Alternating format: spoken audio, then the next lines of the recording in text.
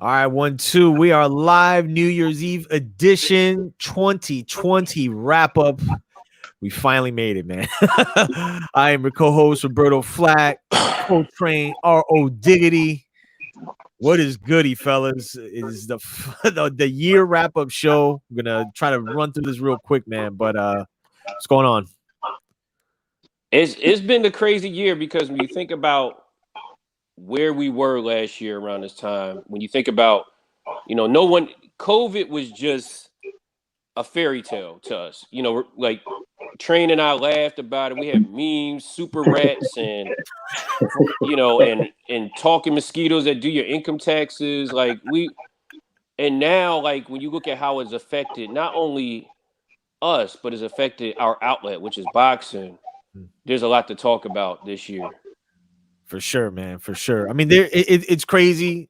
There was a lot that happened even in the midst of COVID, and while we had a major fight in February, obviously, Wilder Fury 2, everything really paused from there up until the summertime.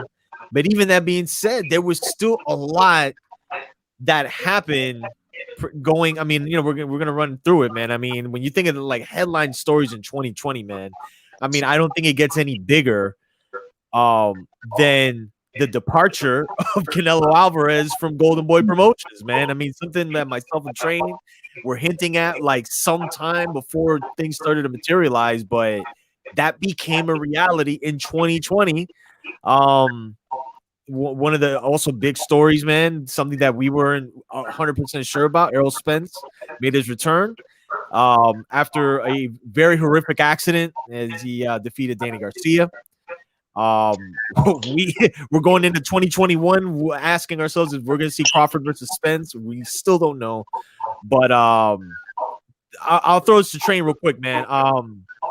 In this crazy year that we had in 2020, man, again, we saw some fights, man. What fight to you stood out amongst some of the other ones? I guess if you were to say like your fight of the year, what would you?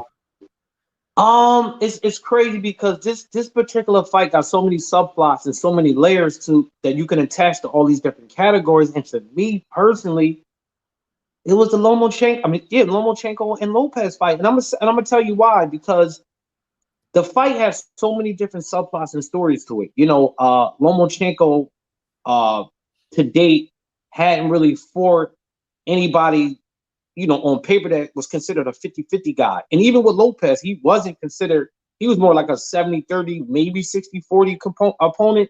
Mm-hmm. But so when the fight actually plays out and you see the fight unfold, you're watching this 23-year-old kid with really not a whole lot of experience attached to him as far as big name goes. And he outboxes him for 6 rounds. Now, Lomachenko came on in the second half of the fight, and it ended up being a way more entertaining fight than any of us anticipated, despite the first 6 rounds being pretty much almost a shutout. But then the second half of the fight was very entertaining. So I think because of what everything was attached to it, for me personally, that was my favorite fight because of what it meant. Right. That you make a great point, man. Shot to leave it in the ring. Happy New Year to y'all. ROD, man. Going through the different criterias and such, through the year, the wrap ups and everything. We look for who are some of the fighters that are going to be the standouts. We say the prospects. Who's a guy that you would think stood out as far as prospects are concerned? Well, obviously a lot of people like to mention Shakur Stevenson, which I really think he's more than that we call like at that prospect level, So for me, it would be Edgar Berlanga. I mean, he brings excitement. Here's a guy when you want to talk about, knockouts and how we can kind of bring people to the sport. Here's a guy that brings kind of like that UFC gladiator mentality to get him up out of there in the first round. So right. it would be Berlanga for me. And I think that, there's going to be more to be seen as he steps up in competition as well, to see if that power is really, really real. But in terms of prospect for 2020, it would be Edgar Berlanga. Yeah, I mean, I think the thing with Edgar Berlanga is, you know, I think Train had mentioned it like within the chats is he's already got like celebrities like knowing, you know, posting his fights, and you seen like Wayne post something about like he, you know, he wanted a cardboard cutout or something along those lines. So once that starts to happen, man, and then again, we have to see how he progresses. To your point, RD, you know, when he gets in there with tougher competition, if he still is laying dudes out, not even like in the first round, but if it's just a consistent thing, it's part of the sport that does attract the casual fans, you know. So it's something we're gonna have to keep our eye on. But I mean, I think he fought like 3 times this year, and all first round knockouts again, considering the opposition. But he probably would be, I think, for most considered the prospect of the year. But you know, one of the fights that we're still kind of talking about as far as even the future of the heavyweight division, where we just seen Anthony Joshua, you know, defend his title. One of the big stories again, Tyson Fury defeating Deontay Wilder. At this point, like going into 2021, like what do you Train? Like what do you expect from Deontay Wilder going forward if it doesn't mean he's going to fight Tyson Fury? You know, back in the 80s, right? And we all old enough. Nobody will reveal their ages here, but we all remember the 80s. We'll just say that. But, you know, they used to call it step-aside money, you know, back in the day. You know, when, you know, there was a top 10 contender that was up for the title. But if there was a bigger name guy out there, you would pay that guy step-aside money. And crazy as this may sound, and it is going to sound pretty crazy, but Deontay Wilder might be in step-aside mode because this fight that's brewing now with Anthony Joshua and Tyson Fury, as Nino Brown once said, is much deeper than me. This thing is much deeper than Deontay Wilder, who was allegedly, again, I say alleged because these numbers are just thrown around. There's no concrete evidence. You know, all it is a paper trail of different media and blogs that they offer him this lump sum of money, and Deontay Wilder turned it down. Like, again, we don't know all the stipulations that was a part of the contract, but you do got to wonder now, like, where does he play a part in this? Because, you know, we always talk about how big the fight is, boxing is across the pond. This is a stadium. We talking about a pot, maybe the second biggest pot next to purse next to Floyd Mayweather and Manny Pacquiao. Like, I don't think there's not 2 fighters in boxing that can generate the type of funds that fight's going to generate. And unfortunately, with Deontay Wilder, he's a victim of circumstances of the business of boxing. I just think he's going to be frozen out. Wow. Yeah, I mean, that's a good point because I know he's in arbitration. I know it was like some arbitration or something to get his, because there was a contract in place, right, though, for a third fight. There was sort of, kind of. The thing is, I mean, none of us really seen the literature, but I mean, I don't know if there's like a timeline with that, and if that's expired. That's kind of being hinted, but it's gotten quiet. You know, all the talk now is you hearing, you know, AJ Fury, which, like you said, I mean, is the bigger fight at this point. You know, so I don't know. I still don't think that fight's gonna happen until they have crowds. Like where they can pack Wembley, even if they pack Wembley 50%, they'll take that, you know. Absolutely. So we'll see. But getting to one of the points we mentioned real quick, I think clearly one of the big stories of 2020 is the departure of Canelo leaving Golden Boy, and we just saw Canelo defeat Callum Smith, becoming now what I think is a legitimate 4-division world champion. Being he had like the real title, but his trek is going to be very interesting because I mean we're now hearing stories about, you know, he might want to, you know, might potentially fight Billy Joe Saunders, or, you know, is there Triple G fight in September? I'll throw it to you, RD. I mean, at this point, like, what should be Canelo's trek? Like, if you're Canelo Alvarez, like, what fights are you taking immediately going into 2021? You know, it's funny, man. I'll give you an analogy. I got a friend that has a lease car, and it's a nice car, and some of us lease, and he barely puts any miles on it. But now it's time to give it up, and it's like, well, what was the use of having it at that point? You know, you could have got a squatter and just kind of did the same thing, you know. And I guess the reason why I bring that parallel is that Canelo has grade A talent. He has 53 fights, but he's 30 years old. So now that clock is ticking, as we talked about. So he's going to keep fighting these, as Train said. You know, the movie stars, and now at the end of that lease, you know what I mean? He's going to get them belts in because, you know, 5 at a time is undefeated. So I think the trajectory for him right now is, while he's at his peak, he has 53 fights. He has the talent to fight those people, man, that are really dangerous and to make a legacy for himself. Right now, I'm going to be honest. People say, well, the best Mexican fighter in the world is Canelo Alvarez. And I'm going to sit here and challenge that and say, well, what about Chavez? You know what I mean? Like, I don't, you know, I think we could go back and forth there. You know what I mean? Marquez. What about Juan Manuel Marquez, who I love dearly? You know, I think that what he needs to do is, rather than chase belts, which is cool, you know, he needs to get into the Lion's Den. And I mean that tongue in cheek as well. He needs to go see the Charlos. He needs to go see some of these other killers, you know, rather than a Billy Joe Saunders, you know, because I think that would make a long-lasting legacy for him, where he could say, you know what, this is what I did with that lease car. I went from Florida to Philly, and I had a good trip with it, versus saying, hey, I held the belt for a long time, and basically I fought the guy who was a cashier at Home Depot, you know, in a boxer on the weekend, and I counted as a defense. That's just me. Yeah, you know, the interesting thing too is, you know, we haven't heard any pay-per-view buys or numbers from this Callum Smith fight that was on pay-per-view.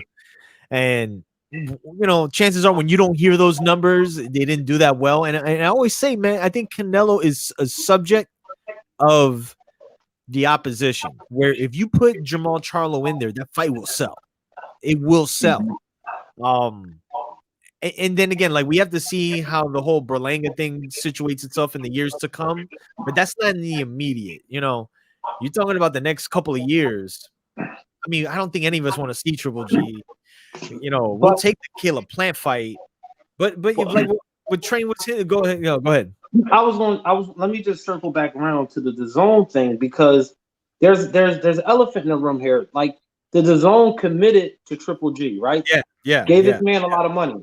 He came to DAZN, we all know, for one reason, and that was to fight Canelo again. He left. Canelo leaves Golden Boy, but what it looks like is he left Golden Boy, but I think he's still going to do business with DAZN. And the reason why I think he's going to do business with the DAZN is because I think they have the platform for him to do his business. Although it hasn't been put out there what network he's going to fight on, we all know it's going to be on the DAZN. Like, why wouldn't it be? Like, everything's already set up for him. He don't have to do no promotion, no marketing. This is a network that's already set up. And I think that they're going to give him this fight, and he'll probably fight Billy Joe Saunders. And then after that, he's going to, at the end of the year, he'll fight Triple G. And he's going to make a whole lot of money in the process of doing so with these next 2 fights. I know it's unfortunate. You know how I am, Ryder. I don't even want to get into it because that's a whole nother show of me, sounding off on this. But from the business aspect of it, I just think that he's in bed with the DAZN, and I think at the end of the day, they're looking at it like, well, you know, we have a guy in Canelo, like you said, Roberto, who already generates his own fan base and is going to help us, you know, recuperate on the money that we put out for the Triple G's and all these other guys. So, and you can hear Eddie Hearns yelling at him when he leaves the ring after the Caleb Smith fight. He says 2 more. He says 2 more. He says 2 more fights. So this is already water under the bridge already. We're just hearing about it. That's all now. Yeah, and I wanted to say something too. The other thing is, I want everybody to know that I'm not dissing. Like, I'm a big Canelo fan. I just feel like I know I just feel like he can get more out that card than what he's doing. Yeah, I think he's taken. Again, like I know we like to talk about people who are the people's champ and things such, but look, at the very end of the day, man, at that level, I should say, you know, Canelo is really the controlling factor in practically any contemporary fighter. Like, meaning if and whoever fights Canelo Alvarez is making career bank. Anybody not named Mayweather or Pacquiao. Right. In boxing, period. So I think he's taking full advantage of that situation that, you know, he's like the first fighter in a while that is in a position to say, all right, well, you know, I can go fight here, I can go fight there. And I think that the whole thing with the PBC, from what I'm reading, I mean, you know, there could be other things that they want him to commit for a few fights. That's what I'm saying. And he's not going to do that when he's already got free reign with these people. With DAZN, we'll say, okay, you know, we'll give you X amount of dollars and then we'll put it on pay-per-view, and we're Al Heyman and the people and whoever it is, if it's with Fox or whatever, they're gonna want some kind of commitment, and that's just how it's always been done. You know, they want like a commitment on their investment. You know, so we'll have to see, man. I mean, I think he'll probably fight if he fights Billy Joe Saunders on pay-per-view in the United States. I mean, good luck with that. You know, I don't know, but we'll see what happens with him. But I'm trying to think what else. Hey, well, ROD, you want to get into like what you thought the knockout of the year was?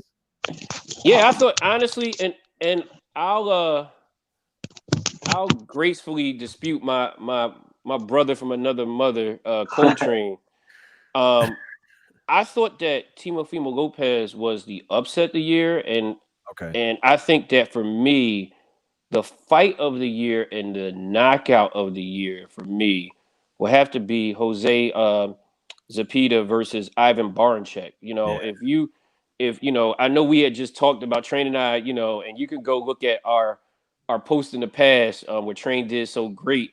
We talked about, you know, more or less the movie themes with fights, you know, and Train put up a suspenseful Christmas movie. Die Hard is a Christmas movie for all you folks out here. Oh, so, facts. Yeah, so Die Hard is a debate. Stop it, people. Yeah. So, but if you want a suspenseful fight where you trying to bring somebody in, that fight was it. I mean, it had 8 knockdowns in the fight for 5 rounds. Everybody picking himself off the ground in pieces like Mr. Potato Head. You know, it was crazy, man. And I felt like it brought like a fan-friendly aspect to boxing that was kind of missing in the past. So to me, that would be fight of the year. Fight of the year. Okay. And knockout of the year as well. I think is a dual, you know, I think it's dual, because I think that when you think of fight of the year, just for, you know, everybody involved, like fight of the year to me is one of those fights where if you're sitting down, like basically you're not going to leave your seat. And that was one of them. Yeah. Yeah. No, I see, like we talked about that earlier. Like, I mean, there's that fight. Some would even argue the Teofimo and Lomachenko fight was fight of the year too, for different reasons. I mean, that, you know, people didn't expect it to go that way. And, you know, it was a close fight down the stretch, but, you know, we all thought, you know, Teofimo won, but that could be, in some ways, upset of the year. That's what I think it is. You want to go for the trifecta, and we talked about that's fair. Before. Yeah, I think the upset is. I think that's fair. I think that's, you know, because to be honest with you, you really going for fights of the year. It's normally nonstop action back and forth. Right. And you got to remember, the one thing about that fight is, Train, we had talked about, usually, like when people say fight of the year, Hagler Hearns. You just go to our page, fans. Hagler Hearns. You pay homage to that. Rounds. And that was 3 rounds. But guess what? If one of our relatives, if your wives, if all the wives came over and we all sat down and watched the fight, they wouldn't leave their seats. They're not looking for the signs. They like, oh crap, like what's going to happen next? Right. So it has them glued to the seat. Like Teofimo Lopez for us, it had, like Train said, no disrespect to it, it had 3 different layers. There's so many themes in that fight. Fighter of the year, upset of the year, fight. It can go so many different directions, but if you're just talking about for fight of the year, just being glued to your seat, it would be that fight, Zepeda versus Baranchyk, in my opinion. Yeah, that was a back and forth. You know, like when they say the fisticuffs. But that, yeah, man. I mean, and the fact that it was like on an ESPN card, like You know, and those sometimes because remember some of the fights back in the day on HBO, like on World Championship Boxing or even HBO After Dark. Some of the dopest fights we've ever seen were on there, man. Now it's funny. Train going to give us a different perspective. Now, Train, tell us who you thought was knockout of the year because you just put it on the page. Yeah, I think my knockout of the year, and because it was such a vicious knockout, and the way it unfolded with this particular fighter was getting kind of touched up a little bit until this knockout happened, as we like to call them, the equalizer set in. Those equalizers, and it was Gervonta Tank Davis against Leo Santa Cruz. I mean, that was a violent knockout.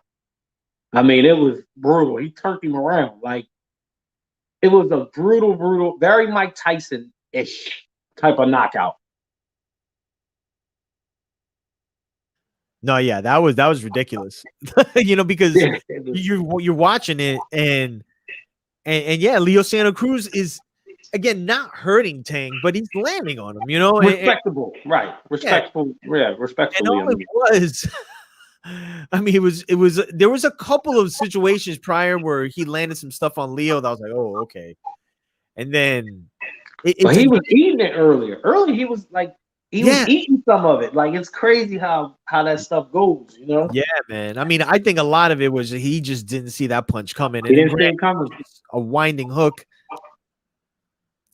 A lot of people ain't gonna like withstand that punch. So. No, he's a heavy-handed little guy. Very heavy-handed. Absolutely. I would say that's probably my knockout of the year too. Like, just in the fashion that it came about, and then again the highlights and things of such. I mean, there's a lot of others, but I mean that it's you know, the reason it stands out first. It's probably why I have it number one.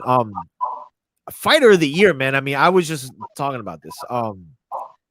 In a situation where a lot of these dudes only fought once a year, and we're talking about the high level fights, you know, so hard. I have to say, man, at this point, you have to kind of pinpoint the criteria of that particular win. And again, man, we're just coming off talking about what some would say is the upset of the year. Some the fight of the year. You can even argue fighter of the year, Teofimo Lopez, man. I want to say that might be my candidate. You brought up an interesting point before we started the show. Mm-hmm. So who might you say is a candidate? No, I'm gonna tell you, it's a no-brainer that Teofimo Lopez is, because remember, this was a guy that Train was. I mean, when we talk about Die Hard, this is a guy that Train was like, you know, they were doing analytics about, like, this guy's throw punches in 9.3 milliseconds, and he's walking on water, and he's flying in the air like, he's flying in the air like Wonder Woman. Shout out to the Ben Simmons fans out there who loves throwing these 15, 11, and 9. Okay. And you know, he was flying in the air like Wonder Woman, 1984. You know, he could do all this stuff. And Lopez just basically came in there being a 23-year-old snot-nosed kid who loves Biggie, doing backflips. You know, and it's right by alley. Fortnite dances. He had LSU jerseys. He's what we like. We're like, oh, this is our nephew. This is our nephew. We love this guy. Millennial. A real millennial. A little millennial. And what happens is, I'm gonna be honest with you. He not only, you know, a fight is bad when you beat somebody so bad that now people are looking, I hate to say this, in the excuse box for why they were off, you know. And it's the same thing with Wilder as well. It's like, wow, like, nobody, going to the days where you kind of take your L as a man and go back to the drawing board. But he beat him, I believe, so thoroughly. And we can argue that because people thought that Lomachenko was so invincible, they can't believe Lopez beat him. That's why it's a no-brainer to me. He beat him for 6 rounds. Y'all can debate the other rounds, but he definitely beat him the 12th. But he won the 12 too, though. There you go. There you go. Just the thing, Rada, the 6 rounds is not even debatable. Like, that's not even up for discussion. Lomachenko didn't even throw punches. All right, if you had him winning the next 5 rounds, he dominated him in the 12th. So that's 7-5. Right. I mean, come on, people. Like, great point, though, Rada. Sometimes what happens is You can't. I remember, and I was a victim of this. I remember when Vernon Forrest beat Shane Mosley. Not that I was this big Mosley fan or anything, but I just was like trying to make all these excuses. I like, oh, he got big head, he got Hollywood after the De La Hoya fight. No. He just that for that matchup. You know how we do styles make fight. We don't do triangle theories. That match is just a bad matchup for Mosley. Mm-hmm. Same thing with Lomachenko. He might beat all these other guys, but Lopez, that's just a bad matchup for Lomachenko. Yep. A green kid, by the way, who's only going to get better. Right.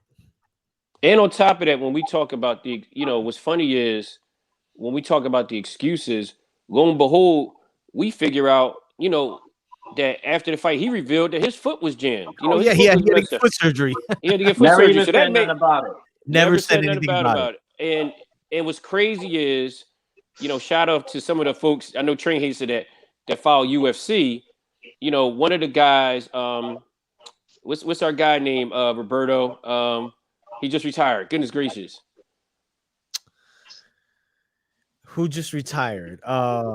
He beat Conor McGregor. I'm drawing a blank. Khabib. Yeah. Khabib. Very, very down to earth, very good Muslim guy, man. He had a broken foot or broken toe in that last fight, yeah. In that last fight, and he never said anything about it. And what's crazy that I'm noticing, unfortunately, to a lot of these fans, and we loved Deontay Wilder, and a lot of people started making excuses, including Wilder. So it's funny, a lot of people, fans and fighters, they can't believe they're getting beat. Right. And they start coming out the closet with a lot of excuses versus saying, you know what, let's run it back and let's see how it is. And it's a shame because the close second to the Teofimo Lopez win would be the Tyson Fury win. He beat him so bad that, Mark Breland, who's the brain trust, who was an Olympian, who knows everything about boxing, who got this guy started.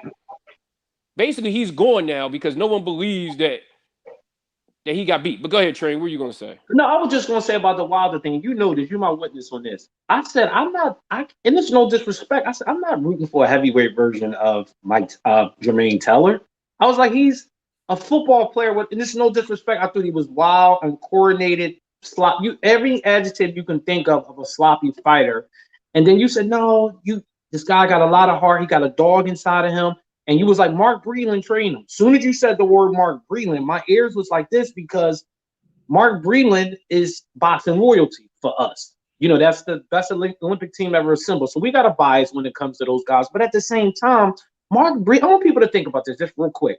Mark Breland took a raw, just a ball of clay, basically. That's all he really had with Wilder, a late bloomer, a guy that was a football player turned fighter at a later stage of his life. It made him a world champion. Like, come on, and this is why I get so upset, with some of these fighters out here. And listen, the business part of boxing, sometimes you got to do what's best for you. I'm not knocking no fighter, but for a fighter like Wilder, who was so raw, we always use that word raw, but he was rawer than raw. You know what I mean? But Mark Breland took him to the pinnacle damn near. And because he ran into a guy that was stylistically wrong for him, and who knows what else going on, Mark Breland had to get the brunt of that, unfortunately. But let's not forget what Wilder was and what Breland, helped transform him into. I think people lose sight of that. No, you're right, man, and that's one of the stories going into 2021, man. To kind of segue as we kind of did a quick run through. Trainer of the year. Well, okay. Yeah. Go ahead. I think this might be universal, but go ahead. No, I mean, I think it's Derek. I think it's when you think about comeback of the year, which would be Earl Spence. When you think about what the younger Charlo accomplished by unifying all the belts and getting the ring champion, it would have to be big win too for younger Charlo. That gets under the radar. That was a big win for him. It really was. It really was, but it would have to be their trainer, which is Mr. Derek James. I don't see anybody else that's even close. I agree. I agree. All day. And that, that's true. All in one. We knocked 2 out in one with that comeback. Yeah, pretty much. Yeah. But I think at this point, man, we're getting into the new year, and listen, Fellas, I gotta cut out. I'll see y'all, man. I'll hit y'all up. All right. all right, no Happy doubt, New man. Year, everybody, Happy man. New We Year, love man. y'all, man. Peace. All right, peace. So before we wrap up, man, we got 2021 coming in. Everybody got their wish list. I want to say I think all of our wish lists, if there's just one, I really think it's unanimous, and I'm very optimistic. We see it, and that's just me being optimistic in nature. Mm-hmm. But Crawford versus Spence, do we see that in 2021? I mean, I don't think. Cooler heads prevail, man. No, you know what's so crazy? I don't think they have any sense of urgency to fight one another. I think that when you listen to, like, let's go back. We just basically listened to, Bob Arum. All right, we saw what was happening last year around this time. Remember the video came out, and the red jogging suit, my man with the glasses that did like this, all that stuff came out, and we were like, yo, they're gonna fight. Like they were at some fight, they were gonna fight. He was like, yo, they're gonna fight. This is gonna be great. Yeah. Unfortunately, Earl Spence gets into a car accident. You know what I mean? And what was so crazy about this whole thing was, it wasn't around this time. It was like, obviously like a little bit after I think the Porter fight. But Yeah. when you think about it, the one thing we had high hopes, and even more so when we saw Spence fight, Danny Garcia, we were like, wow, this is a no-brainer. I don't think they have any sense of urgency to fight each other, from Bob trashing Crawford right in front of his face, like, Mike Tyson, like Robin Givens did Mike Tyson on that Barbara Walters interview, and just talking to him like he wasn't, just talking about Crawford as if he wasn't even there. Yeah.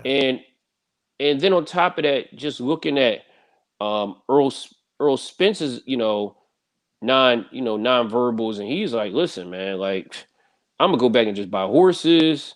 I'm gonna do this, and obviously I might move up and fight Canelo and all this stuff. And then it's not like Crawford is even showing a sense of urgency as, anything to say. So I don't think we get that fight next year, personally. Wow.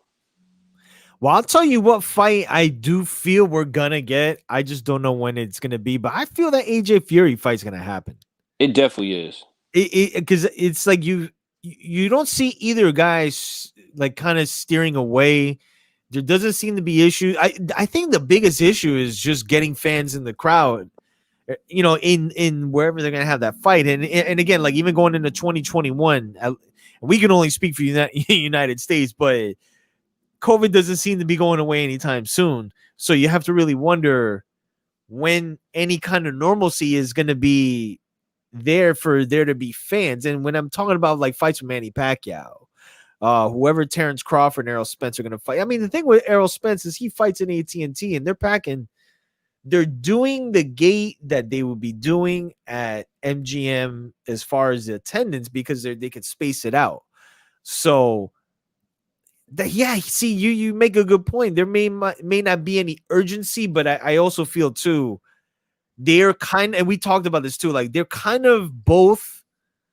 There's not a lot of, like, the threshold isn't great for them to like fight here and there before fighting each other, where there's like a lot of money to be made before they fight each other.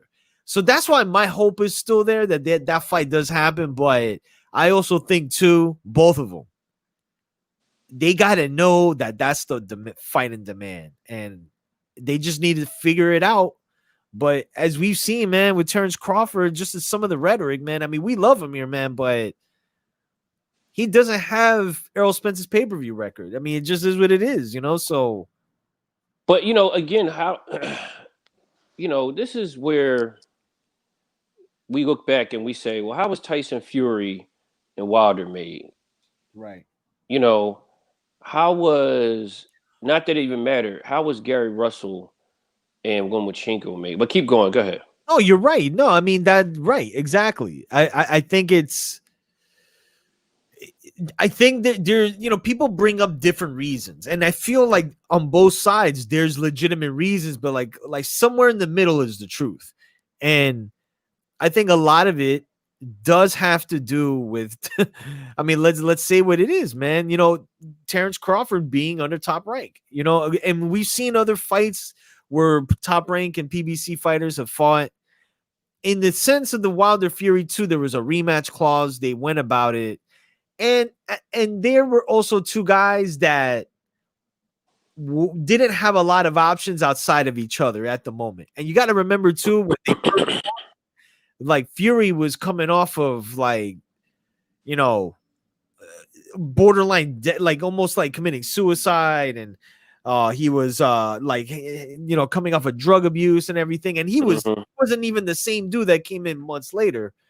So that being said, I just think with Crawford and Spence, man, like it would be a shame. It would be a shame if that fight just gets, prolonged another year, where you're starting to go into the territory where at least one of the guys, Crawford, can be like near 34 years old fighting in his maybe like first high level fight.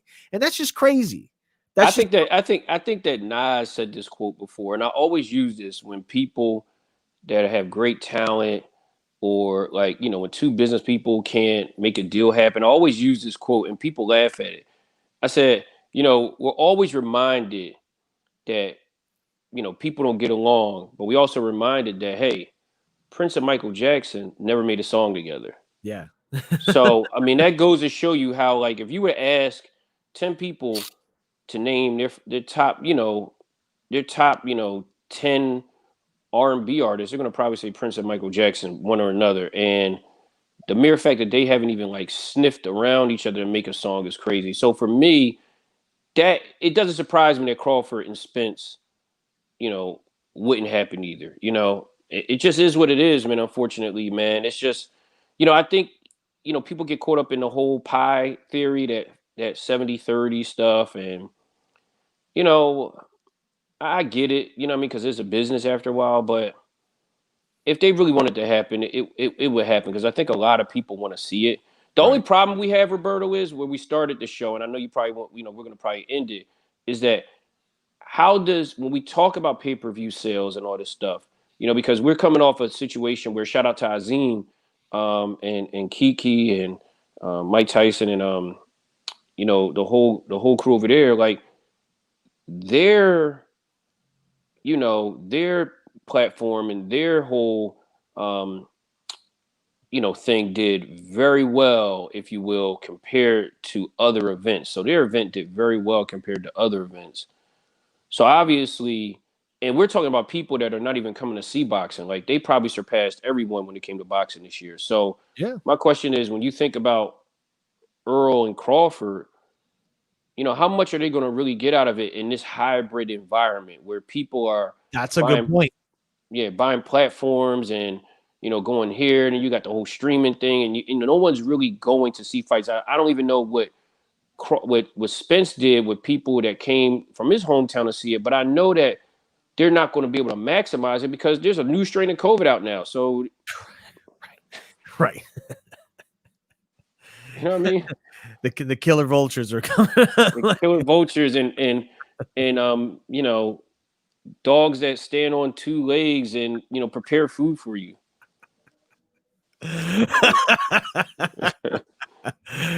I mean, man. I mean, you make good points. I think at that point though, it really becomes now, how does Terrence Crawford, like, where does he go from here, man? Because he's really one that we've been wanting to see in against high level welterweights, but at this point, man, like, what's really left? Like, who can he fight? We want to see Sean Porter, even at the very least Keith Thurman. What are the chances of those fights even happening? Yeah, I mean, and that's what I was going to ask you. So when people start talking about the business aspect of it, so why are we even sniffing at Sean Porter Avenue or Keith Thurman Street? I mean, they're on the other side of the road anyway. So I feel like if you could make those fights happen, being under the Top Rank banner and being under the the PBC banner, why can't we make the fight that everyone wants to see? And And I'm with you on that because I feel like, you know, those are his only recourses right now in terms, you know, right now instead of fighting, you know, Earl Spence, those are the only things he has. And I mean, I remember he was joking saying he was going to move down. So this is a soap opera, man. I'm telling you, this is a soap opera. It's so crazy, man. Yeah, it is, and I just don't see, at least for Spence. I mean, for Crawford, unless he gets out of Top Rank at this point, I honestly don't know who he's gonna fight, man. I really, really don't. I mean, I'm seeing Spence talk about Ugas. I wouldn't mind seeing that. Um, and then he's talking about going to 160, but it's like we'll see. I don't know if that's gonna be at the very least in 2021. 2022, I think he moves up with or without Crawford. Yeah, and you know what's funny, man? It's funny because we always, you know, we you always want to be in a situation. I'm getting like texts right now about, and I love LeBron James, but when people start comparing like, you know, LeBron James statistics to, you know, Michael Jordan statistics, you know, which we'll go on a tangent with that. You know, LeBron came in the league, you know, 4 years earlier than Michael Jordan, and Jordan played less games and accomplished more with a defense that wasn't a zone. I mean, obviously, when you can just basically sickle and DDT and Russian sickle and suplex people going to the hole. I mean, granted, they're both great, but everybody does like the what ifs, like the what is, the what is, the what is. And, you know, LeBron and Jordan are great in their own way. But the problem I have with this whole thing is I don't think boxing fans should deserve to live Earl Spence and Terrence Crawford in a what if type of state of mind, you know, because if they don't fight now, something that, you know, I hate to say this, but we don't want to be in a situation where like some of them the skills deteriorate. You know, Terrence Crawford is what? Right. Yeah, He's Terrence Crawford is what, 34? Right. Yeah. So like, you know, we just talked about that Father Time is undefeated. You know, Earl Spence was in the car accident. So now it becomes almost like, you know, they get older as a handicap match at this point. You know, Right. so like let's not live boxing in a what if phase. You know, if you want to maximize this, I know everybody's trying to, you know, generate revenue, but I think we make it happen now. I think we drum it up. I think we make it happen in May, sort of like we did with Pacquiao and Floyd, if you will. Make it drum it up in May. Start it now. Let's drum up. Let's drum up the excitement. Let's get them done in May, and let's get to it, man. Because right now they need each other, man. They're each other's peanut butter and jelly right now. Pause. You know, they need each other. Yeah, because I'm just not convinced, and we talked about this too before we wrap up. I'm not convinced Pacquiao fights Earl Spence. I'm just not. And it's no diss to Pacquiao. It's just I don't see why he would take that fight. You know what I'm saying? The Thurman fight, I understand, and even I picked Thurman, but there were things to pick from in that fight, like vulnerabilities. You said things, ROD, like, and they came to fruition in that fight. For Manny Pacquiao, like, I just don't think that fight is going to present itself to either Crawford or to Spence.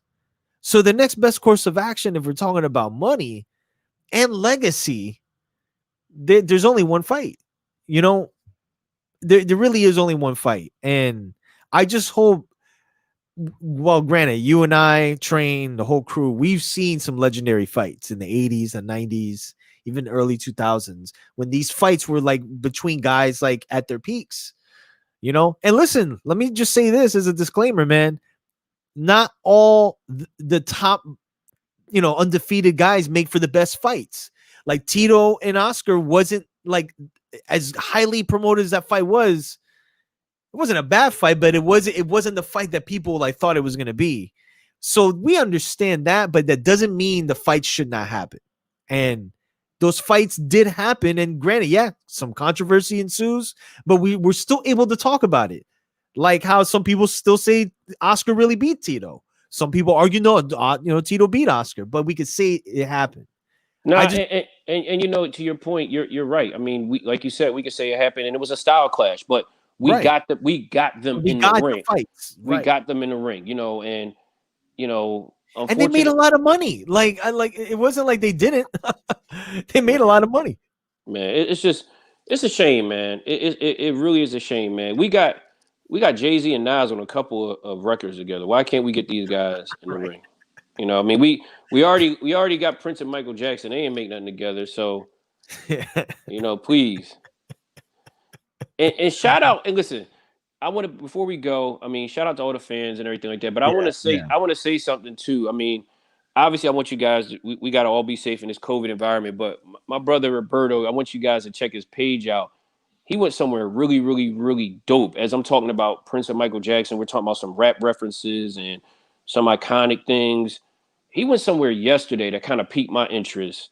And forgive me if I pronounce it, was the Waywood? Wynwood in Miami. Yeah, Yeah, Wynwood. Wynwood and Miami. I mean, listen, I would take a trip right now, masked up, and go right now and visit that. So obviously look that up because it's a diamond in the rough. I guess people in Florida should know. I should really know about It's it. the Miami. Yeah, it's designed the design district of Miami. Yeah, so I wanna encourage everyone, man, to like, you know, if you have a negative COVID test, to come down. Yo, I mean, listen, shout to everybody down there. I mean, everybody had their mask on, and for the most part, but I mean, you're kind of going in the lion's den. You just gotta... Oh crap! All right, man, you funny. So, all right. But any case, man, follow us at Guard Your Grill Boxing. Like ROD said, man, we appreciate all the follows, all the subscriptions. Facebook.com/GYG Boxing. All the content we put out, man. This is all, you know, us, man. We're not trying to cape for people, you know. So sometimes y'all like our opinion, sometimes you don't, but that's the whole point, man. I mean, we're here. We've been here a long time. We're gonna continue to be here a long time. So catch us in 2021. This fight next week, this Saturday, man. Saturday, You know, talk about it. To, you know, Ryan Garcia and Luke Campbell. I mean, to me, which I think is gonna really tell us a lot about Ryan Garcia. Period, man. Luke Campbell, some would argue, drew some of the blueprint going forward how to beat Lomachenko, attack the body. You know, but yeah, that's this Saturday on the Zone, a 6 p.m. start time as far as the main event is concerned, which is, you know, to give the UK fans their, you know, kind of like our treatment as far as like how we watch fights. But, you know, at least for us too, I don't mind a 6 o'clock fight on a Saturday. So that's pretty much it, man. We'll be back next week, man. Have a happy new year. Be safe out there. And we'll see you in 2021. Peace.